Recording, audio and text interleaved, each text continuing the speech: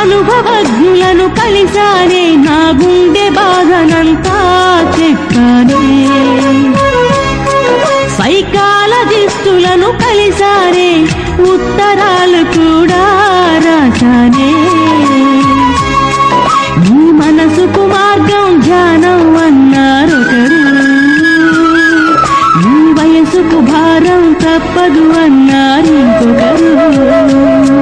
అనునిత్యం ధ్యానం చేస్తున్నా, ఎదమోయని భారం మోస్తున్నా, తిప్పలు తప్పక తప్పవని తెలిసి